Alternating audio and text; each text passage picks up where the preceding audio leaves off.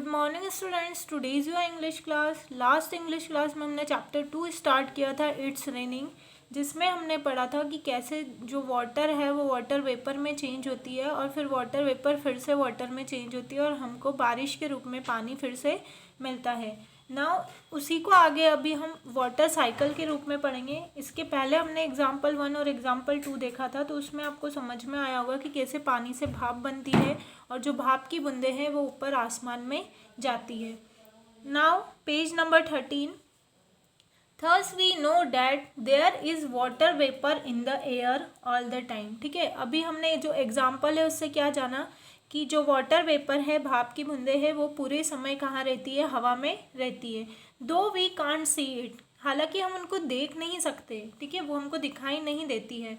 The heat of the sun changes water into water vapour. ठीक है, सूर्य की जो गर्मी है वो पानी को भाप में बदल देती है। पानी वाष्प बनकर भाप बनकर उड़ जाता है, गर्म होता है तो भाप बनकर उड़ता है। The warm air carries it higher and higher into the sky. ठीक है, जो गर्म हवा होती है वो उसको कहाँ ले जाती है? आसमान में बहुत बहुत ज़्यादा ऊंचाई पर ले जाती है।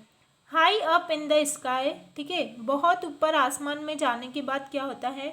The air is very cold, जो हवा होती है वो क्या होती है? ठंडी होती जाती है ना। पहाड़ी क्षेत्रों में आपने देखा होगा कि जैसे जैसे हम पहाड़ी क्षेत्रों की तरफ जाते हैं तो वहाँ हमको जो मौसम है, जो हवा है, वहाँ की वायु है वो ठंडी होती है। तो जैसे जैसे ऊपर जाते हैं आसमान में, हवा जो होती है वो ठंडी होती जाती है। When the water vapour meets the cold air, जब ये वाटर वेपर ठंडी हवा से मिलते हैं, भाप की जो बूंदें हैं वो ऊपर जाकर ठंडी हवा के संपर्क में आती है, it turns into little drops of water, तो वह किस में चेंज हो जाती है? पानी की छोटी छोटी बूंदों में चेंज हो जाती है। We can see this little drops floating in the sky as clouds, तो हम उनको, जो पानी की बूंदें हैं, उनको बादलों के रूप में हम उनको आसमान में बहते हुए देख सकते हैं। फ्लोटिंग मतलब होता है बहना, तो आसमान में वो पानी की बूंदें क्या होती हैं? बहती हुई हमको दिखाई देती है। Sometimes these floating drops of water pass through very cold regions. ठीक है, कभी कभी क्या होता है कि ये जो ड्रॉप्स ऑफ वाटर है, पानी की जो बूंदें हैं, वह बहुत ठंडे क्षेत्रों से गुजरती है। वेरी कोल्ड रीजन मतलब जो बहुत ठंडी जगह होती है उसको कहा जाता है वेरी कोल्ड रीजन, तो वह ठंडे क्षेत्रों से गुजरती है। Then they get together and become bigger, जब वह ठंडे क्षेत्रों से गुजरती है तो वो बिल्कुल पास पास आ जाती है और वो फिर बड़ी हो जाती है। मतलब जो छोटे छोटे बादल हैं वो पास पास आकर एक बड़े बड़े बादलों का रूप ले लेते हैं।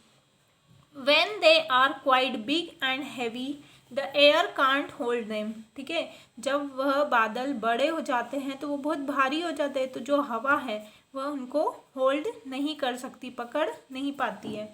They begin to fall down to the earth as rain, और फिर वो बादल पानी के रूप में धरती पर बरसते हैं। तो इस तरह से पानी से भाप बनती है, भाप से ठंडी हवा के संपर्क में आकर बादल बनते हैं, और बादल जब बहुत ज़्यादा भारी हो जाते हैं पास पास आकर, तो फिर वह बारिश के रूप में फिर से कहाँ आते हैं? पृथ्वी पर आते हैं।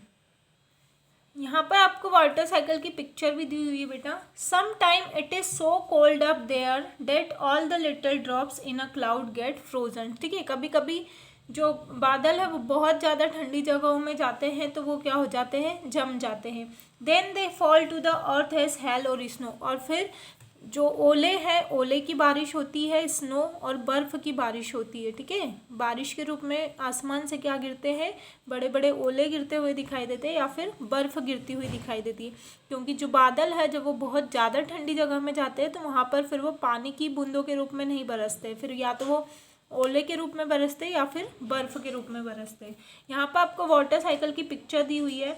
देखो यहाँ सूर्य, ये सनलाइट है, सनलाइट जब पानी पर गिरती है तो क्या बनती है? वाटर वेपर, और ये वाटर वेपर ऊपर जाती है तो बादल बनते हैं, और जब ये बादल ठंडे क्षेत्रों में जाते हैं तो पास पास आकर बहुत बड़ा रूप ले लेते हैं। देन फिर वापस से ये बारिश के रूप में बरसते हैं। तो यहाँ पर आपको बारिश के रूप में बरसते हुए दिखाए हैं और इधर स्नो मतलब बर्फ़ के रूप में बरसते हुए दिखाए।